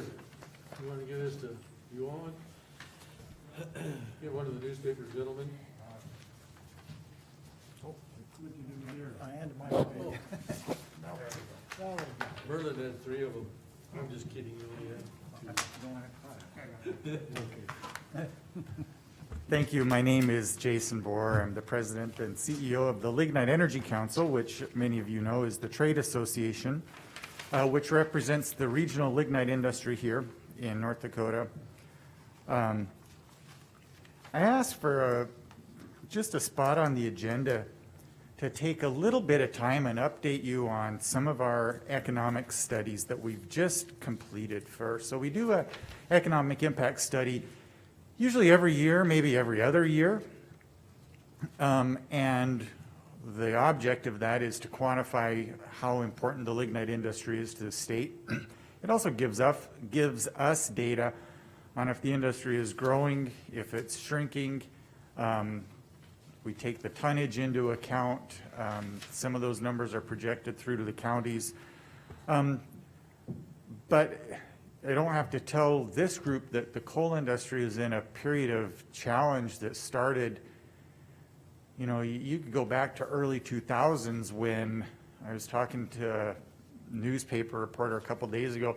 That's really, in my opinion, when the energy policy of the United States really started taking a sharp turn away from a concept that we could all be winners in the energy world and really started trying to pick winners. And I don't want to say pick losers, but if you're picking winners, by definition, there are going to be some folks who are not picked. And that really accelerated during the early 2000s. And some of President Bush's latter policies, and then into the Obama years, and in the Trump administration, some of those regulations from the Obama years were rolled back. He did some really, I think, creative things as far as trying to quantify the rest of the picture when it came to energy production. But much of his energy or regulatory rollbacks aren't permanent. And one thing you need in the energy industry to really thrive is permanence and certainty. And so that was under attack. And so what you've seen is over the past year, almost maybe 13 months, at the end of 2019, Congress was debating policies to kind of put another year's funding together. And one of the things that was included was an extension of the production tax credit for renewable energy sources. The production tax credit was basically under agreement that it would phase out. And what the production tax credit does is it gives an incentive for certain forms of energy, namely primarily wind, to produce energy and sell that into the market. So that increases the amount of wind in the market, which if you don't, you know, if wind is being paid to be in the market, then other sources are getting squeezed out. Coal has been primary among those getting squeezed out. Then you couple that with really cheap natural gas, which has been a boon to the nation's energy security, but it's been a challenge for coal. So you got this combination of really, really cheap gas and an unexpected extension of a wind subsidy. So 2019 begins this challenging year in the coal industry. And then all of a sudden you've got the announcement that Coal Creek is going to change or close. So that adds an additional element of turmoil onto the coal industry. And then the same challenges that everybody else is dealing with regarding COVID are layered on top of that. So looking at this economic impact study, we really were curious to just rebuild the baseline going into 2021 and say, here's the snapshot of the industry right now. And so what you see first off is about 3,600 direct jobs. So that's coming from the 5 mines and power plants. You're looking at about, I like to say it's around $100,000 a year on average. And so these are jobs that build communities. So the three, if you're looking at a Coal Creek and a Falkirk mine, there's 750 or so combined jobs there. So even assume all those folks live in a town the size of Bismarck, you take 750 jobs making $100,000 out of a community, and it's horrible, let alone a small Washburn, a Wilton, and so I think sometimes we get used to how good the coal industry is and forget that just how quickly things can go sideways when you're talking about hundreds of jobs making such significant amounts of money. You also have about 9,500 indirect jobs. That's actually a little bit lower than we found in the past.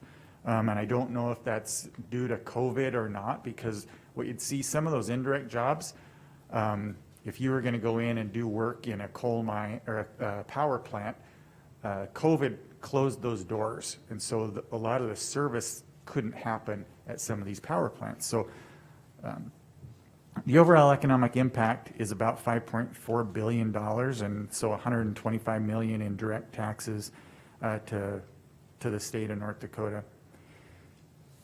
Those at the county level, you go on a couple slides in, and you see that Mercer County, you're looking at about a $3 billion impact when you roll those jobs, the taxes through into the county. So we tried to focus, and these are preliminary numbers. It won't be 100% settled for another 2 months or so, but I wanted to come up here as early as we could and get you some of the top line data before we followed up with some of the more granular level that we will want to follow up with you when we have all of those numbers nailed down. But just wanted to,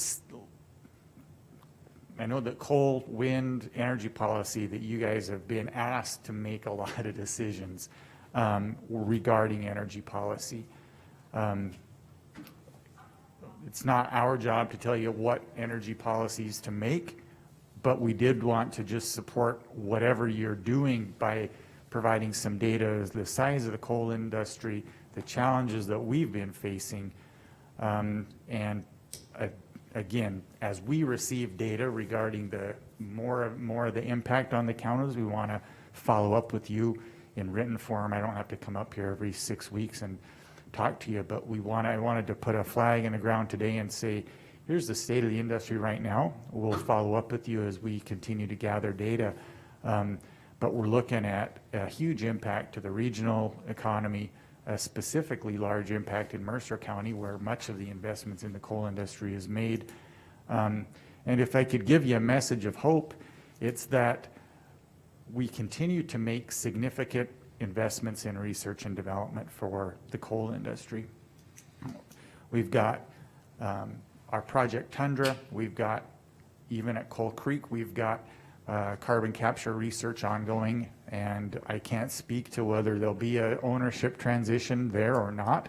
If there is, we've created a research and development environment that would hopefully allow a new owner to immediately step into a pretty positive situation from research and development to say, let's start capturing the CO2 and sequestering it and monetizing that and building an economy that's more diverse. If you were to look at the size of the coal industry, the 3,000, 3,600 indirect jobs, if you were to capture all of the CO2 that is produced in North Dakota and turn it into enhanced oil recovery projects, you would then have another industry, the CO2 industry, could be as large as, or maybe even larger than the coal industry.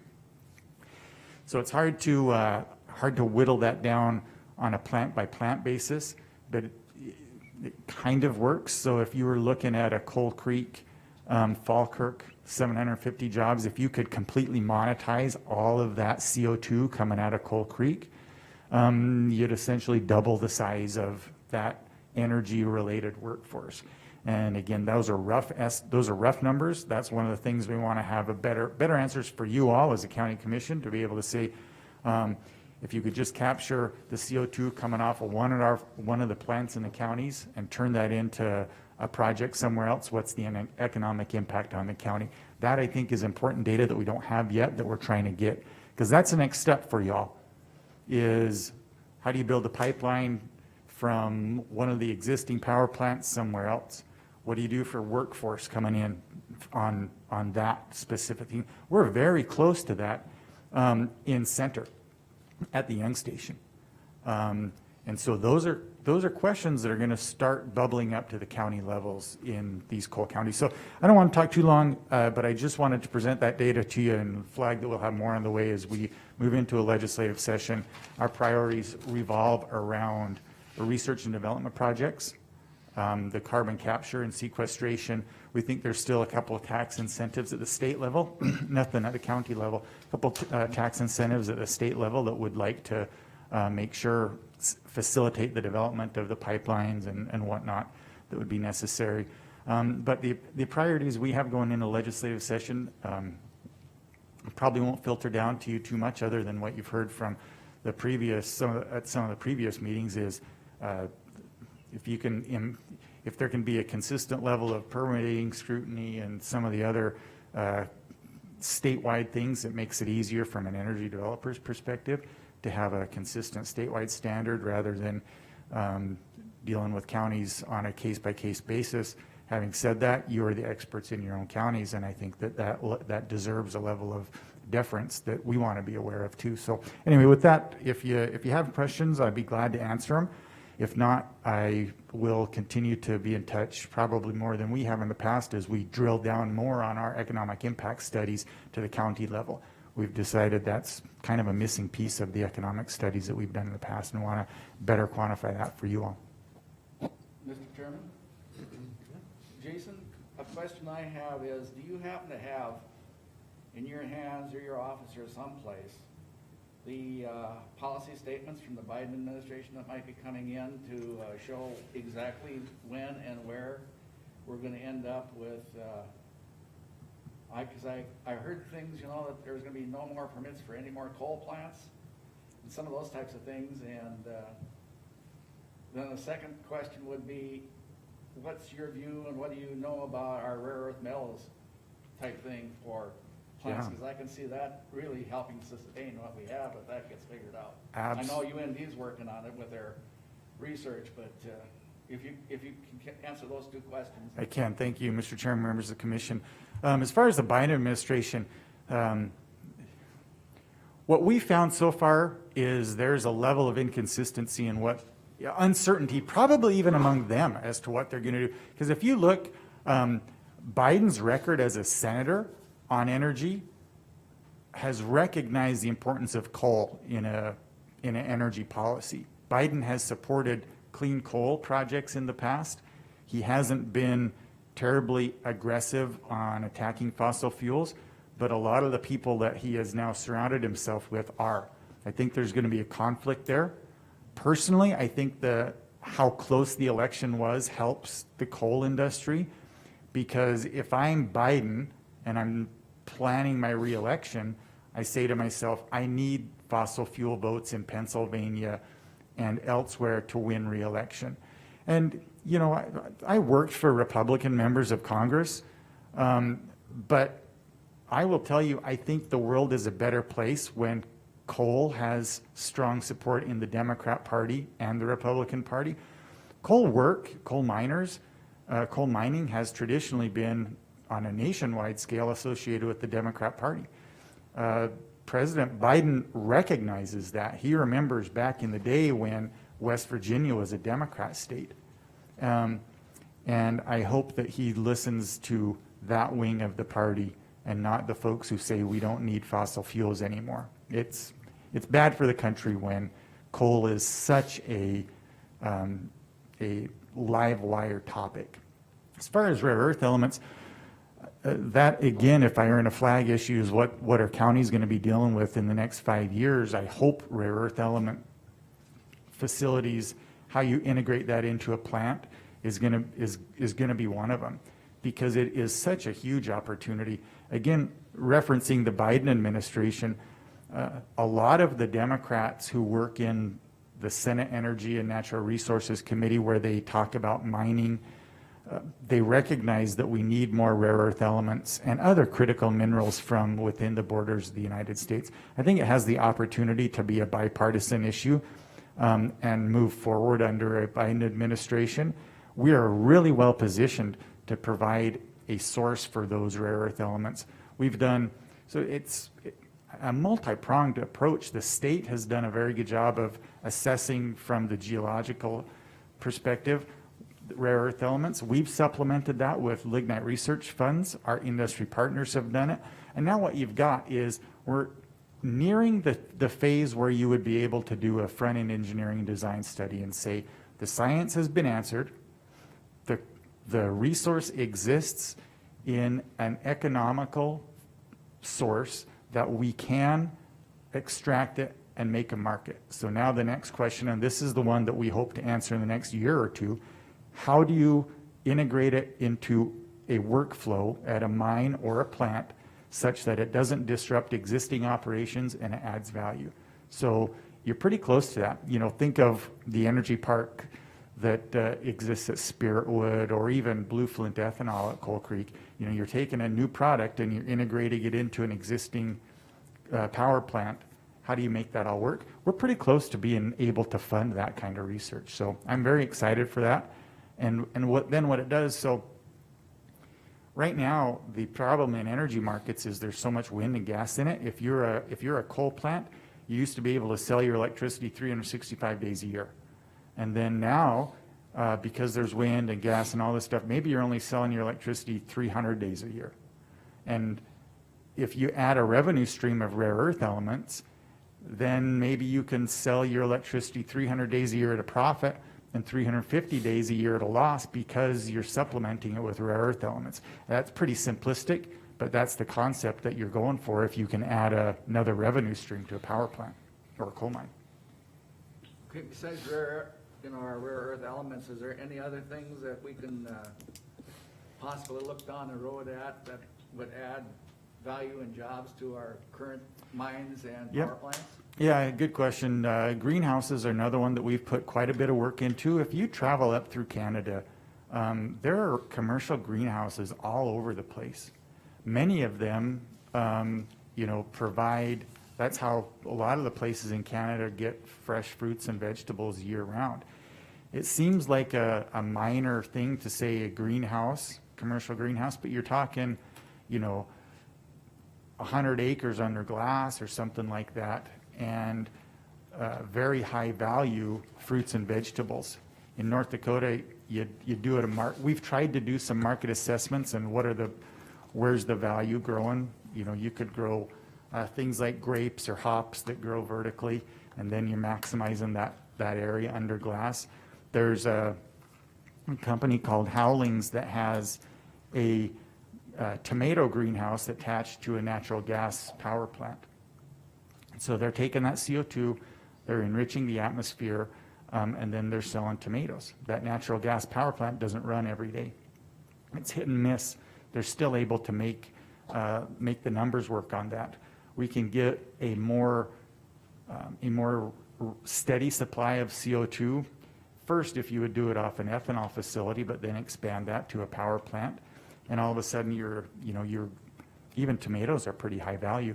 So from a county perspective, you think a greenhouse has, it doesn't have near the footprint, near the wages of a power plant, but it's still a fairly large piece of infrastructure that increases the viability of a power plant overall. Because again, you're adding another revenue stream. So we don't probably have as many answers on that one from a research perspective, quite frankly, because most of that technology it's not research technology. Those questions have been answered. It's just a matter of attracting those companies to the state. So I think we're pretty far along there, and the governor is kind of shining a spotlight on that, trying to attract some interest in that. And I think you're going to see something in the relatively near future, that industry starting in North Dakota, and then hopefully it expands like it has in Canada. Thank you. Any other further questions? Thank you, Jason. Thank you.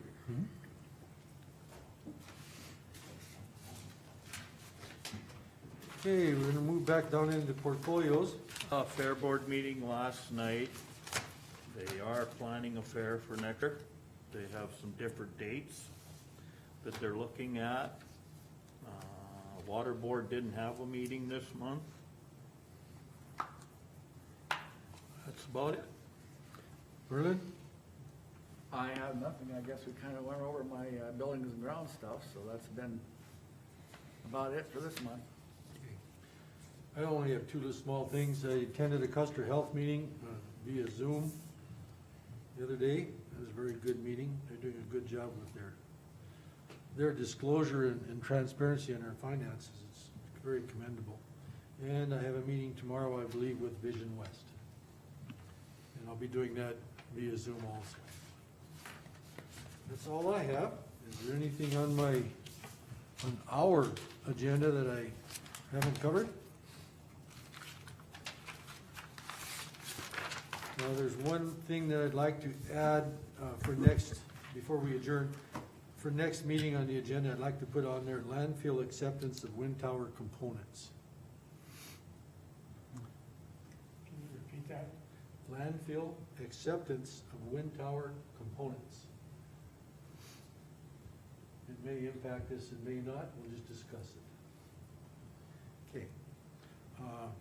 Is there any further things that I may have missed that's on the agenda? Oh, last, not least, sorry. I want to personally thank all the commissioners who will no longer be with us at our next meetings. I have learned that this is barely a part-time job. It can take a lot of research and homework, and the dedication to the public and the taxpayers. I want to thank you very deeply and commend you for your efforts and stepping up to the plate to do so. Thank you so much. Dwight Berger, Dwayne Shire, and Merlin Dahl. Anybody else like to add anything? Mr. Chairman? Go ahead. Yeah, I want to thank you guys for appointing me to serve out about a year and 8 months or so of this business. It's done what's called expanding my horizon, and now I'll go back into retirement again. And, Mr. Chairman, we have Busto out there. Are you telling us that NDSU is going to play Oregon again? Is that what your message was, or? Eventually, maybe eventually. I wonder if you had any. Okay. Is there any further discussion? Yeah, Mr. Chairman, again, I want to thank the Board of Commissioners that are leaving us. One thing about this position is there's not a school that you can go to or trade to learn. You have to be involved in it, and every day is a learning day. I've been here a day or two, and there's always new issues, and I do appreciate all you guys that stepped forward and take this responsibility on. I hate to say how many, for you guys, I'm sure it's the same, how many sleepless nights that we have trying to resolve issues, but the job has to be done. And again, I thank you guys for doing this in your retirement years, and have a good retirement before you. Thank you again.